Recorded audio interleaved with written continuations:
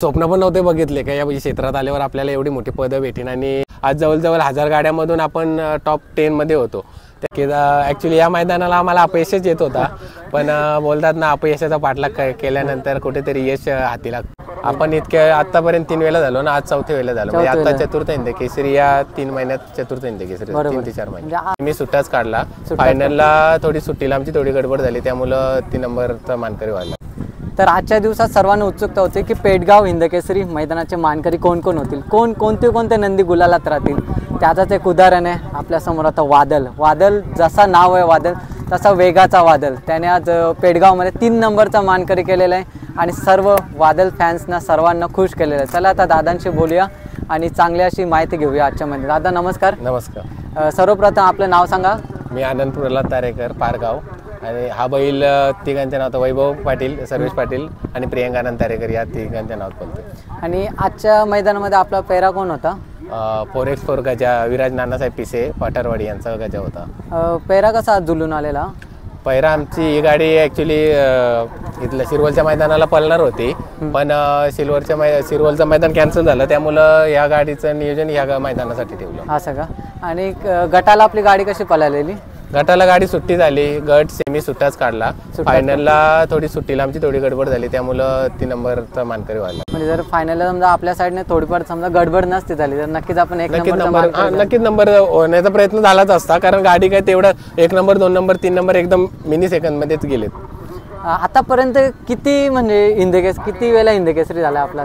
आपण इतक्या आतापर्यंत 3 वेळा झालो ना, आज 4थ्या वेळेला झालो, म्हणजे आता चतुर्थ हिंद केसरी या 3 महिन्यात चतुर्थ हिंद केसरी 3 ते 4 महिने। आतापर्यंत म्हणजे तुम्हाला तुमच्या ज्या पण इच्छा होत्या नंदीने सर्व अशा पूर्ण केल्या असतील? नक्की सर्व पूर्ण झाले। कारण पेडगावचं एक मैदान आपण बोलायला गेलो की शेतकऱ्यासाठी एक पंढरी बोलायला पाहिजे, कारण तिथं प्रत्येक बैलगाडा मालकाची एक इच्छा असते की आपली गाडी गुलालात राहावी आणि त्याचा मान आपल्याला देखील भेटते। नक्कीच। ॲक्च्युली या मैदानाला आम्हाला अपयशच येत होता, पण बोलतात ना अपयशाचा पाठलाग केल्यानंतर कुठेतरी यश हाती लागतं, तसं आम्हाला यश हाती लागला। आणि ॲक्च्युली 3 ते 4 दिवसांच्या आतच नियोजन करून ही गाडी बोलवली। काय स्पेशल तयारी वगैरे केलेली का या मैदानासाठी? स्पेशल नव्हती, ॲक्च्युली कुठेतरी थोडा नर्वसपणा होता, म्हणजे आम्हाला गुलाल नव्हता या मैदानाला, म्हणजे अपयश येत होतं, त्यामुळं एवढ्या मोठ्या मैदानाला पुन्हा एकदा उतरायचा, मग हारजीत होतेच, पण नंतर 4-1 दिवस राहिले तर मग आम्ही केला निर्णय की पोरांची भरपूर इच्छा होती की पळायचाच, मग नियोजन करून गाडी पळवली आणि आज हिंद केसरी झालो।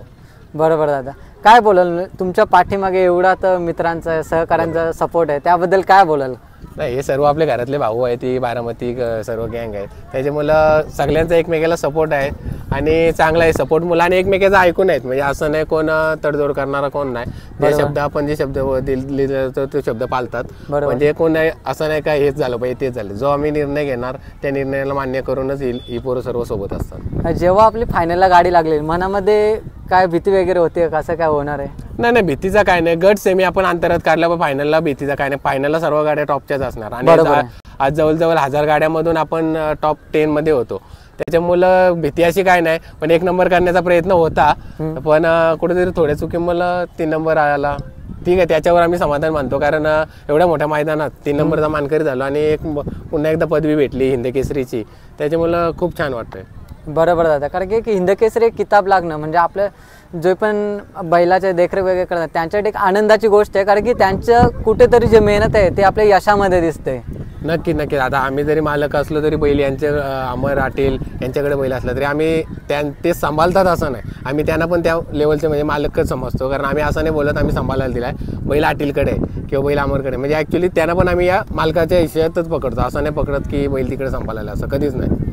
आणि काय सांगाल वादलबद्दल? आपण बघतो बिनजोड आणि घाटावर दोन्हीकडे तुमचं नाव करत आहे, त्याबद्दल काय सांगाल? नाही, त्याचे उपकार आम्ही आयुष्यभर नाही फेडू शकत, आज आमचा जीव आहे, म्हणजे असं एवढं मोठं मैदान वगैरे असलं ना का मन गहीवरून येतं, कारण आम्ही स्वप्न पण नव्हते बघितले का या क्षेत्रात आल्यावर आपल्याला एवढी मोठी पदं भेटेन आणि हा एवढा जनसमुदाय आपल्याला ओळखला जाईल, पण आज याच्या मुलं म्हणजे मन भरून येतं कधी कधी, कारण एवढी मोठी पदं भेटल्यावर, कारण आपण म्हणजे पनवेलवर नाही यायचं, आज 1000 गाड्या म्हणजे तू पकड 2000 बैल होते, 2000 मधून आपण गुलालाचा मानकरी व्हायचा, आज मान भारत झालो, हिंद केसरी बरं 3 वेळा हिंद केसरी झालो, एवढी मोठी मैदानं आहेत आणि एवढ्या मोठ्या मैदानात आज मानकरी होण्याचा मान आम्हाला भेटतो या बैलामुळं, त्याच्यामुळे याचे उपकार आम्ही आयुष्यभर फेडणार नाही।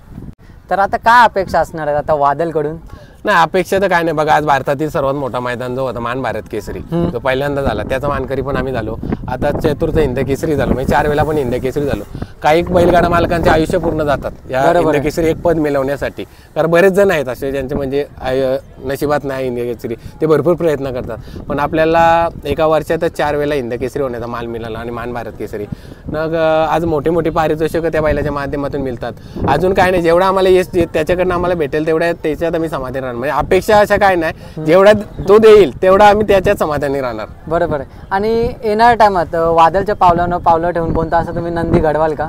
नक्कीच आहेत. महाराज आहे, वजीर एक छोटा होते तयार करण्याचा प्रयत्न करू. जसं नशिबाने साथ दिली तर पुढे या बैलासारखे ते पण नाव करतील.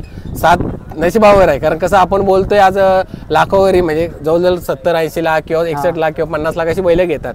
कधी कधी त्यांना गुलालाचा पण प्रॉब्लेम म्हणजे गुलाल पण नाही भेटत, कारण नशिबाची साथ. बरोबर आहे, पैशावर नाही. आज तुम्हाला जर नशिबात साथ असली आणि नंदीची साथ असेल तर तुम्ही 2000 काय 10,000चा बैल किंवा घरच्या गाईचा वासरू पण तुम्ही आज एवढ्या टॉपमध्ये नेऊ शकता. बरोबर आहे. जसं काय तुम्ही बाहेर कुठे गेले, एका नंदीमुळे आपली ओळख निर्माण होते, त्याबद्दल काय सांगाल? नाही, नक्कीच चांगलं वाटतं, अभिमानाची ही गोष्ट वाटते. कारण आज फोटोग्राफी क्षेत्रात ओळख होती, पण आज बैलगाडी क्षेत्रात एक वेगळी ओळख करण्याचा निर्णय. म्हणजे ॲक्च्युली मी पहिले स्वप्न बघत होतो, म्हणजे जेव्हा सुरुवात केली तेव्हा आपण पण कधीतरी 1 नंबरमध्ये येणार का, आपल्याला पण लोक ओळखणार का, किंवा आपला पण बैल लोक मागतील का, या स्वप्न बघायचो मी ॲक्च्युली. आणि ते स्वप्न कुठेतरी वादलनी सर्व पूर्ण करून दिलं. म्हणजे स्वप्नाच्या पलीकडच्या गोष्टी पण वादलनी मला पूर्ण करून दिल्या. बरोबर दादा, धन्यवाद. तुम्ही मला मोलाचा वेळ दिला आणि तुम्हाला मी पुढची वाटचाल आहे जी पण वादलची आता, कारण की आपला बिनजोडचा इथं खेळ आता होणार नाही मुंबईमध्ये, तर मोस्टली वादल आता इकडेच असेल ना? हा, बैल इकडेच असतं. ॲक्च्युली मुंबईला पण होते तेव्हा इकडे मोठी मोठी मैदानं असले, मग आटीलचा फोन आला की मी बैल शक्यतो त्यांना कधीच नाराज नाही करत. फोन आला का त्याला बैल पाठवून मैदानं करत. आता इकडे बिनजोडची आपल्या मुंबईसारखी मैदानं होतात, त्याच्यामुळे ती पण मैदानं आपण करणार, गटाची मैदानं पण करणार. कारण आपल्याला काय असं काय नाही की गटच केले पाहिजेत, बिनजोड केले पाहिजे, जसं आपल्याला सुटेबल होईल आणि ज्या ज्या रुटीनला येईल मैदान तो मैदान करणार आपण. आणि आज आपले सुट्टी मेकर आणि गाडी चालक कोण होते? गाडी चालक नेहमी आमचा लाडका आटील ड्रायव्हर बारामतीकर, बैल त्यांच्याकडेच असतो. आणि आज त्या माणसाचं सांगाल तेवढं कौतुक कमीच, कारण त्या माणसाचं आज एवढं आहे की त्याला गर्व नाही, कुठल्याच गोष्टीचा गर्व नाही. आज आम्ही एका तरी फिरत असलो, कधी असं नाही की मी आज एवढा मोठा ड्रायव्हर किंवा हे शेट लोक, आम्ही एका बसतो तेव्हा आमच्यात कधी असं नाही की शेट आणि हे असं ड्रायव्हर, याच्यात कधीच नाही. आम्ही सगळ्यांना मिसळून राहणार माणूस आणि प्रामाणिक माणूस आहे. म्हणजे आज बरेच जणांची मुलाखतीमध्ये सांगणार की आटील ड्रायव्हर प्रामाणिक आहे. म्हणजे त्याच्याकडनं जेव्हा तो गाडीवर बसणार ना, त्याच्याकडनं फक्त तुम्ही गुलालाची अपेक्षा ठेवायची, बाकी तुम्ही कुठलीच मनात शंका नाही ठेवायची की आटील बसला हे करेल. काही ड्रायव्हरांचं कधी कधी कोणाला असं वाटतं, पण आटीलबद्दल कोणच नाही सांगू शकत का प्रामाणिक नाही म्हणून. प्रामाणिक आहे आणि स्वतःच्या जिद्दीवर गाडी गुलाला ठेवण्याचा प्रयत्न करतो. तर दादा धन्यवाद, तुम्ही मोलाचा मला वेळ दिला तर. नक्की धन्यवाद तुझे पण, तू इतका वेळ थांबून मुलाखतीसाठी राहिल्याबद्दल.